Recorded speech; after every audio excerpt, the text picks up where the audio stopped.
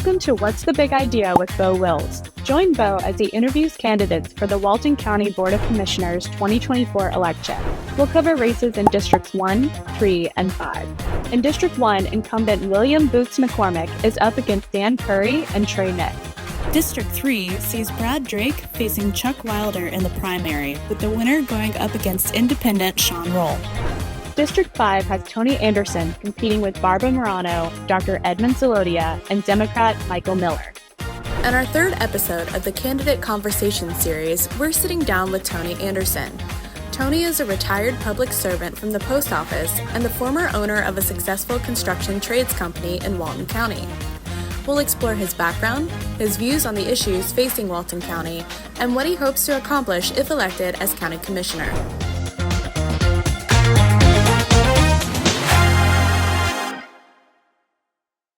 All right, well, here we are for our second interview. Back in 2020, when you ran for re-election, we sat down and spoke a little bit. This is What's the Big Idea with me, Bo Wills, and I'm sitting down to ask, what's the big idea with Tony Anderson? You're running for re-election to District 5, Board of County Commissioners. Mm-hmm. But before we get into all that, let's tell me a little bit for the people that just moved here, may not be as familiar with Tony Anderson as someone who's lived here for a while. Where are you from? How'd you get here? How did you get into politics? Well, I actually was born in Napier Field, right outside of Dothan. That my dad was in the Army Air Corps at that time, and or had just gotten out, and lived in Ozark for a little while, where my grandparents were, and then we moved to Bainbridge, Georgia. My dad had a job with Southern Airways as a flight instructor, and they had a contract with the Air Force, and he was training pilots for the Air Force. We then, I was six and a half years old, we moved to Definiat, and I went to school there. My dad and my uncle had opened up a hardware store and a grocery store in Freeport, and we moved down there and lived there for ever, and I was the guy in high school that swore that if I got out of high school and college, I would never come back to Walton County, and that lasted about 8 months, and been here ever since. Loved it my whole life. Grew up going to the beach. We walked every mile of that beach, and went to work for the Postal Service, worked there 30 years, and had a lot of great experiences with that, met a lot of people. Then I went in with 4 partners and me, and we started Insulate, an installation and garage door company. We ran that in the early 2000s, and I got out of it around 2005, about 2008 or 9, and I was retired, and I laid off a couple of years doing nothing. And so when they moved down here, they were my best friends. So I moved down here in 2013 and love it down here. I've been very happy down here. I stayed, I was still retired. And in about 2015, late 2015, I had some people come to me and want me to run for Board of County Commissioners. I ran in 16, won, and became a commissioner in late 2016, and won again in 20, and now I'm going to run in 2024. Thinking back to 2015 when you were approached to be on the board, mm-hmm. What was your feeling about the performance of the board? Did you have criticism? Did you feel like... Well, I felt there were some issues that I disagreed with. I'm not the type person that hate people that disagree with me. I think everybody has a right to their opinion. But, if I disagree, I tell them I disagree. I don't tell them in a hateful manner, but, the hatred of the national elections that filter down to the local and state elections. And I'm just not that guy. I'm not the guy to, some of my best friends are of the party and we get along great. We disagree, but we don't hate each other. We still socialize together and have fun together and respect each other's beliefs. The reason I'm running in 24, there's a lot of projects that we started, and I want to make sure they get done. And I think I have a great vision for Walton County. We're always going to be a tourist first county, but we've got to diversify our economy, and we're working hard to do that. We've had some really good luck bringing people in, bringing companies in. We have a lot of companies interested in Walton County. There's still work to be done on that, but we've got a great EDA director, and he's a think outside the box type guy, and he's been very successful.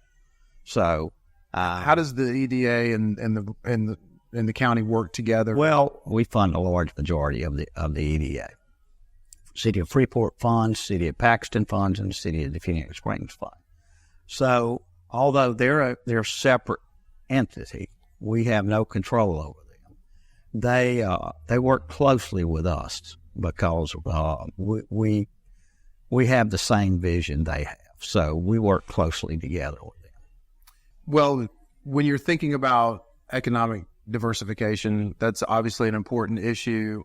What are some of the tools in the tool bag that we have in order to facilitate those projects or relationships, or how do we achieve economic diversification, understanding that tourism is always going to be the leader? Right, and the EDA this year has established a business side of the EDA, where I'm a member of that group, and we work closely with that group to bring business to Walton County. We get the business people's ideas on how to do that.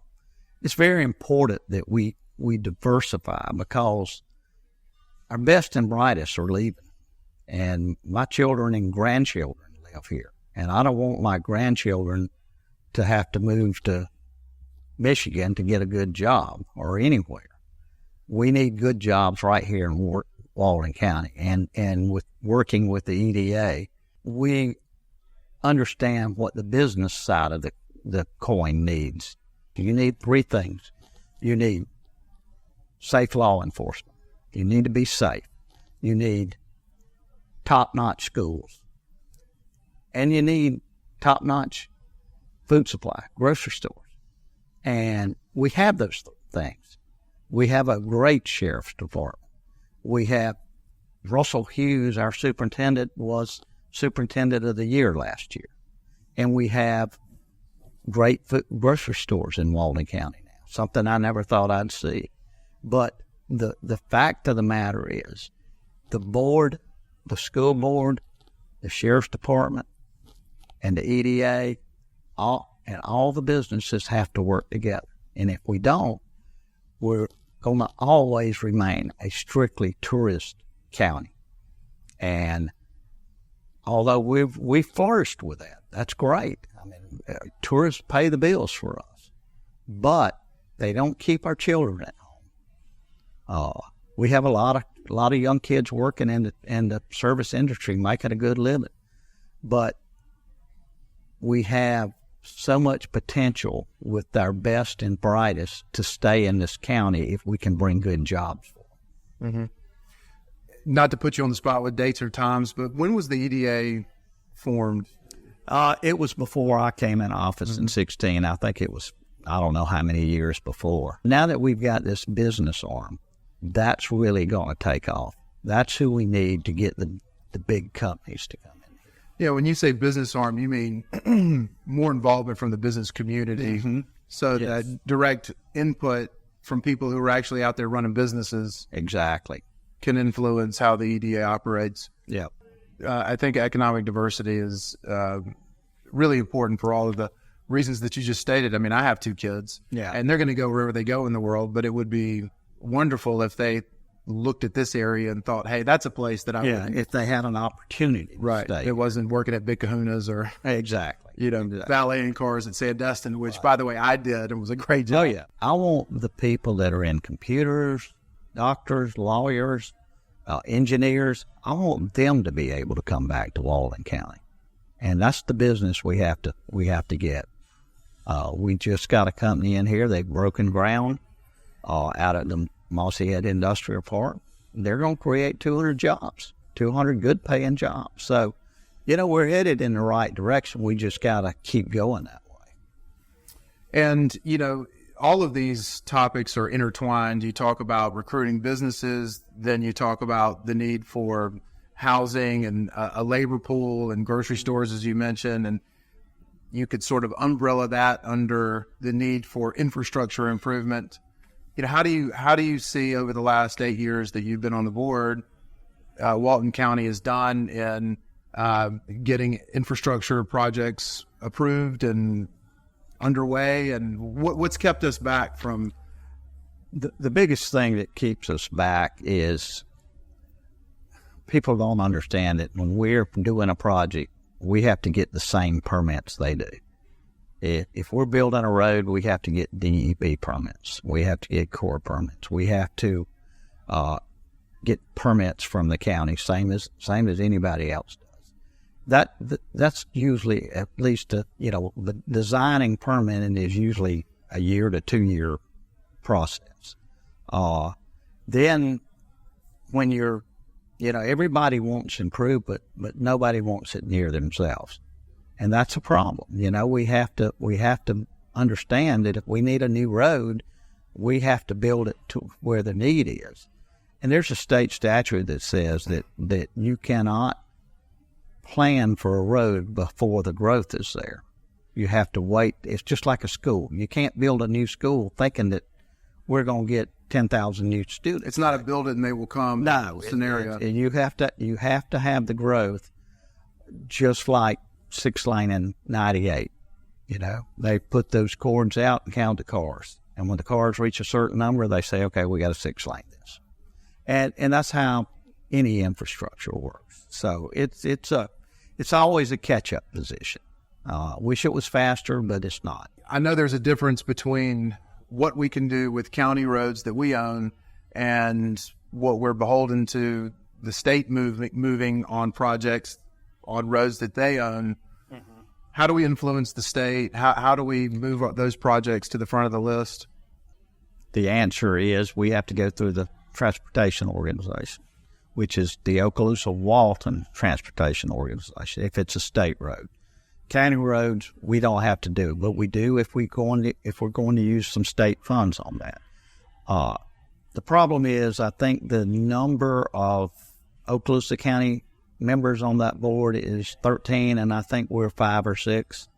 So it's really hard for us to move up. Now we do move up occasionally, but it's hard to get done when you have 13 members from Okaloosa County, and their interest is not in Walton County getting a new road. Now, we have other options to do, and that's go to our legislatures and get them to help us put pressure on DOT and stuff like that. We have a great relationship with DOT. Secretary Philip Gaynor in Chipley is a personal friend. I've known him since I've been in office. He's a very fair man. He loves working with Walton County. So we have that going for us. But we have to follow protocol to, move up on the list. The tunnel in Inlet Beach, for example.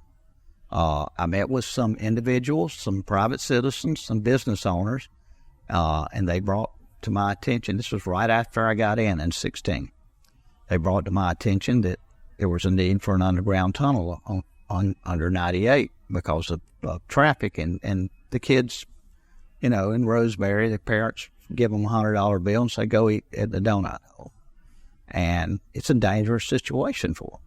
So, not knowing that I had to go to TPO, I went to Senator George Gaynor and asked him for money. And he got the state to give us $2 million. So what we did to move up on that list was we had the private sector with the businessmen in Inlet Beach that donated the land. We had the public sector with Walton County, the TDC in Walton County. And we had the state's involvement. So when you get that kind of input from the county to TDC and private sector, it automatically moves you up. Mm-hmm. And that's what we had to do. It was a long process to do that, but we finally got it done. And it was a long process to build it. And they're just about to open it now. We're expecting a date any day. I know, or I think I know, correct me if I'm wrong, that obviously funding is always a source of concern when you're talking about these large multi-million-dollar projects. And when you're dealing with the state on projects that are going to hit state roads, they require that you have the funding in place in order to get those approvals. And if you don't have it, then they look at other projects in other counties and other places that have the funding. And, you know, even though we have a $300 million budget here, which sounds like a lot of money, and it is a lot of money, those funds are earmarked for different locations. We can't just pull them willy-nilly whenever we feel like we need it.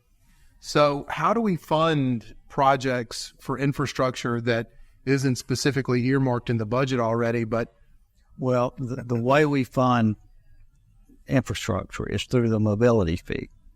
And unfortunately, the only way you collect money from the mobility fee is through growth. So we have to catch up on the roads. We have to have more growth. And the mobility fee is a fair fee. Anybody that builds pays into it.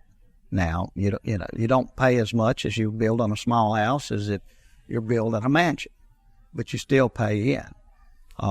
So until we build up that pot, and it's only going to come from growth, then it slows our building infrastructure down. And I remember a few years ago when the penny sales tax was on the referendum. I don't want to get into the pros and cons of whether or not that was a good tax to pass, but something that I remember that came out of that discussion was a projection on how many shovel-ready projects could be funded, how many we needed in 2024, 2025, 2026. And I was sort of blown away that the number was in the $90 million range every year. Yeah. And I think that the TIF fund, for instance, provides like $4 million a year. I think it's 4.5 now, but somewhere between 4 and 4. You know, there's probably a certain amount of money that ad valorem tax can be used to pay for, discretionary items like that, but it's not much. No. And at the end of the day, how do we ever make up that shortfall? And I don't know that there's a good answer to this, but I'm just, curious as to what your opinion is on how do we get another funding source? How do we reallocate these dollars? How do we ever get ahead of the curve if we have to accept more growth to get the funds to pay for the infrastructure? Catch-22. We're already so far behind the 8 ball on it. Well, and there's not a good answer. There's not an easy answer. It's just continue to do the projects we've got money for, and every year try to catch up a little bit on the projects that, a lot of the projects we do, say they're $2 million, but they come in at, 1.2, the actual cost. And we get that money back, and that goes in the general fund. And it gives us opportunities to catch up on some other projects. But it's a slow go. There's no quick answer. There's no magic bullet. Even had the penny sales tax passed, it would still take a while to do the actual projects, mainly because you only have so many engineers in the county. We only have so many engineers. You only have so many construction companies that build roads. So it's going to take time. Can we catch up? Yeah, but it's going to be a long, hard struggle to catch up. So after being in the position for 8 years now, what do you think something that you learned that would be surprising to people about being on the Board of County Commissioner, the Board of County Commission? What's something that maybe you didn't know coming into the job that you figured out the last? Every department has people dedicated to doing their job to improve Walton County. Every one of those people are dedicated workers. They show up every day. They work hard. And we try to pay them a good living. We pay, help with the insurance. But they're great employees. I'm not going to say that was a surprise because I didn't know. The other thing is how long it takes stuff to get stuff done. It's everybody that has ever run since I've been in office, including me, has said, I'm going to cut the red tape and I'm going to get things done. You can't cut the red tape. Right. I mean, you're dealing with the state or the feds, and they have a protocol you have to follow, and you deal with DEP for your permits. And I'm not criticizing these agencies because they're very busy, and they have a protocol they have to follow. So it just takes time to get things done, and that's very frustrating from a commissioner's point of view. Well, I mean, from the president of the United States down to a local city council member, I think people who have never held a position are inevitably in for a rude awakening when they get into the job and realize the limitations certainly one individual on the county commission has. Exactly. Versus the body who has limited power, strong power, but limited nonetheless. Home rule has been a topic that's been interesting to you ever since you got into this position. We talked about it a little bit in 2020. How does home rule work? What are they doing to chip away at it, and what can we do to counterbalance that effort? Mm-hmm. Well, the counties and cities have control over their counties, but every year, and it's been going on for quite a while, they chip away at that rule. The side they're really pushing is the development side. If we make a rule to slow development gap down, they end up doing something to take that away from us. An example, we voted to not allow solar panels on this particular property. I voted for it. Lost the vote 3-2. Within a couple of months, the state ruled that we couldn't do that. And that's the kind of stuff that people don't understand. As far as development goes, I have a protocol I have to follow. If you're building a house or developing property and it follows the comp plan and the code, by law, I have to vote for it. If I don't vote for it, you could sue the county, but you could also file a ethics charge against me for not following the state statute. And so we have rules we have to follow. Has there been some projects that passed that I wasn't crazy about? Of course. But I still have to follow the rules. When we don't follow our own rules, it's when the state starts taking power away from the counties. And it's happened on several occasions, not just for Walton County, throughout the state. And, it's pretty well known about among commissioners, not just in this county, but statewide, that the state would like every county to be the same. But I'm sorry, we're not Miami-Dade. We're different in Walton County. We're different from Okaloosa County and Bay County. We're all different. We all have different needs. We all have different things we need to protect, and we have different ways of doing things. As a man who lives here, and I'm not a spring chicken anymore. I'm getting older in age. I think about healthcare a little more than I used to, and I haven't had a lot of engagement, thankfully, knock on wood, with the healthcare system here in Walton County. But it's got to be a priority for people thinking about moving here, industry thinking about moving here. How do you see the current state of the union as far as it relates to our healthcare system? What can we do better? What are we missing? Well, first of all, we have a fantastic hospital down here. Ascension Sacred Heart is I've had several surgeries there.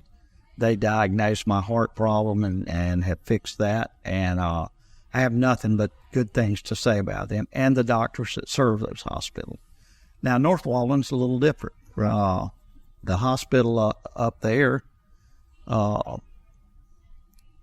had gotten not really great, and it ended up closing. So therefore, North Walton was out without a hospital at all. And 2 doctors. One was a local kid that grew up here, and the other one owns the Bonifay Hospital. They got together and they're opening up North Walton Doctors Hospital is what they call it, and they're recruiting all over the country to bring doctors here. We helped them, not financially because they didn't ask us to, but we helped them every way we could to open that hospital. Twin Cities is going to have urgent care up here and emergency room care. There's other doctors interested in coming. Housing's a concern, but I think even for doctors, even for doctors. Yeah, maybe we should talk about housing for a second. Housing is a problem. Our housing market is through the roof. And the only way to bring prices down without just ruining the economy, like it happened in 2008 and 2009, is to build more. The key is recruiting. Again, getting back to if your kid wants to be a doctor and you want him or her stay in Walton County, then you have to have a place for them to work. And right now, that's happening. They're supposed to have their emergency room open fairly quickly. Then they'll open up the whole hospital. So healthcare is doing pretty well in Walton County. We just need more of it. We just need more of it. St. Joe's talking about building a hospital down towards the county line, which will help tremendously. Well, a little bit more about housing and how to make that whole segment of the economy a little more affordable for more people. I mean, South Walton seems like it's pretty jam-packed full of houses. I don't know how you build more houses in South Walton that make a huge impact on the overall supply. I'm sure there's opportunity. Probably need to increase density in some areas to, fit more houses on smaller land there. But where else in the county do you see the opportunities? I mean, obviously Freeport, but even Freeport's starting to... Freeport in 21 was the fastest growing city in the state. Mm-hmm. And it's still, if it's not first, it's in the top 5 probably. People are getting out of these cities that are defunding the police. I think we all know that liberal boondoggle, it does not work. And they're getting to safe areas. Florida, under Governor DeSantis, has put a real emphasis on safety and police protection. In fact, he spoke in Defuniak, gave us a big check, and spoke, and he said he has offered every policeman that has been downsized or quit the department because of defunding $10,000 to move to the state of Florida. Wow. And that's how important it is to him, and it's that important to me, too. Nobody wants to live where it's not safe. Now, people still live in these cities where it's not safe, but the ones that have families that are looking for safety are moving to different states. And Florida is one of the top states in the union where people are moving. And it's important that we have housing for them. And I think that the housing market in Defuniak in Walton County, it's going to always be on catch-up mode, especially the north end. Defuniak is growing, which hasn't grown in years. Paxton, I talked to their mayor not too long ago, and she said they're growing. She said, Tony, it's been years since we've grown any, but said people are moving to Paxton. So, we got the right things happening. We just got to play catch up. Again, it goes back to development. Whether you like development or don't like development, that's the only way you get things done house-wise. There's right at 1,000 people a day moving to the state of Florida, and a lot of them are moving to Walton County. The difference between the early 2000s and now, people are moving here to live. Right. And back in those times, they were buying and flipping and putting them up, building rental houses and all that. Not that they're still not building some rental houses, but most of the building is people moving to Florida and Walton County. They want to make this their home. How do you weigh the, development growth good, overdevelopment, congestion, our roads, people complain about the traffic. How do you see that conflict of we want development, but we don't want to be crammed in here like sardines either? Well, what people fail to realize is 48% of the land down here will never be developed. Between the state parks and the state forest, it will never be developed. North of the bay, Eglin owns, probably a third of the county in property they own. That's not going to be developed. So we're going to always have green space, and that's very important. But people have a right to do things within the restrictions of the county on their own property. Right. And whether we like it or not, if they follow the comp plan and the code, we are bound by law to pass that. Whether it's here in South Walton or if it's north of Freeport and out of the city limits or out of the city limits of Defeniak Springs and Paxton, we have an obligation by swearing an oath that we will follow all U.S. laws, all state laws, and all county ordinances.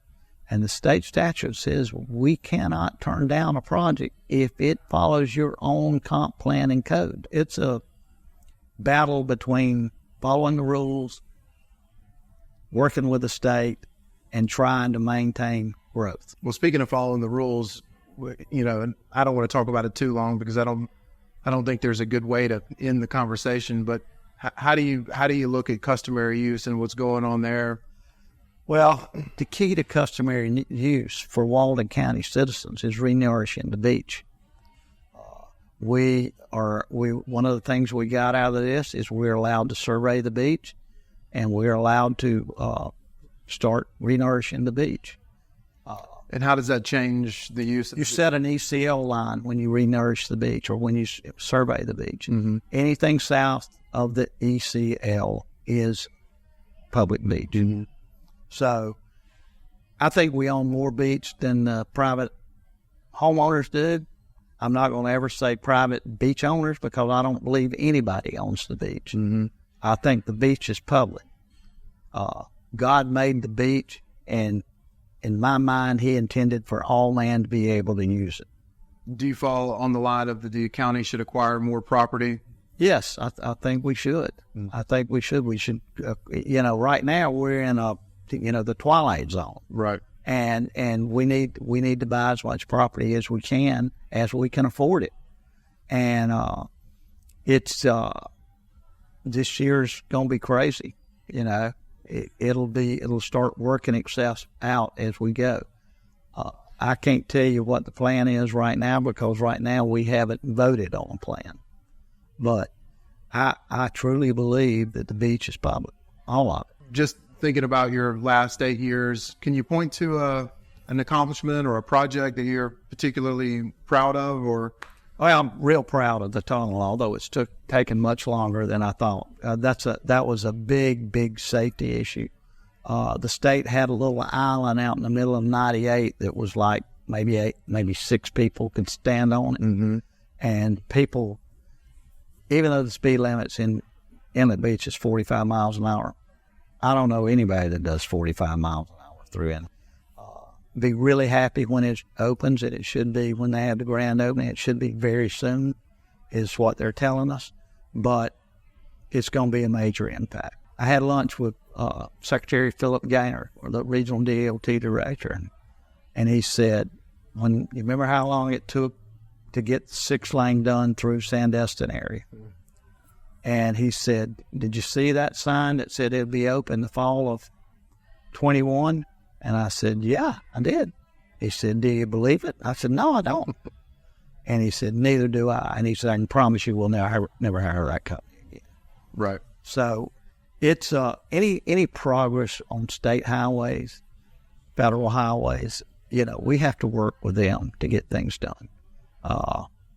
My dream would be 6-lane all the way down to Bay County. I'm sure you can remember you could go down 331, down 98, and you got 331 and went through there.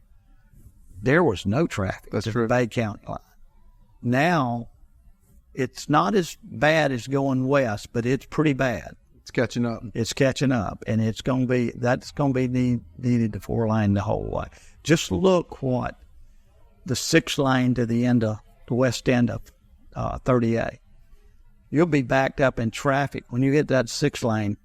There's, it's like there's no traffic breaks through. Yeah, and that's what we need more of. There's going to be a day we need to get with our U.S. senators and our U.S. House member and push for 331 to be 6-lane.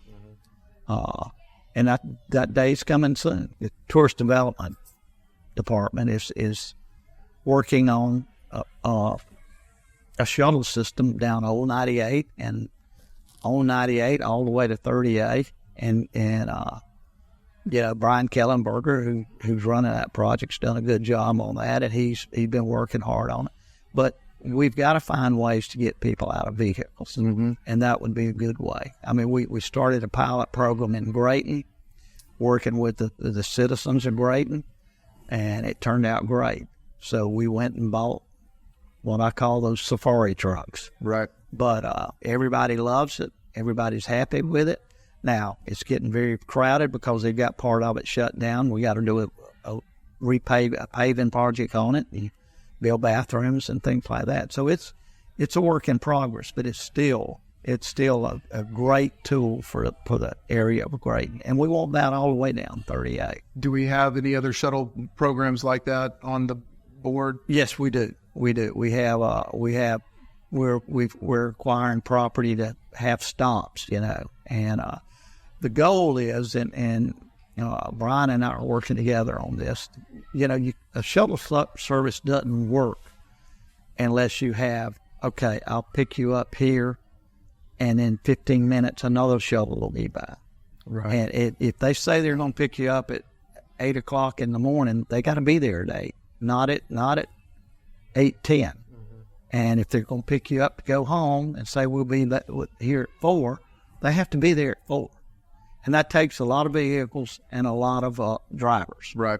So it's a slow work in progress, but Mr. Kellenberger's doing a good job with it, and it'll be there someday in the near future. Well, regardless of how I feel about someone's politics, Commissioner Anderson, I think it's very admirable for anyone to take public office or even to run to be elected to public office. I really appreciate you sitting down with me for a second time to get to know you a little better, get caught up on what you've been up to for the last 4 years. And I just want to thank you. Thank you, buddy. Yes, sir. I appreciate the opportunity. Yes, sir. Thank you.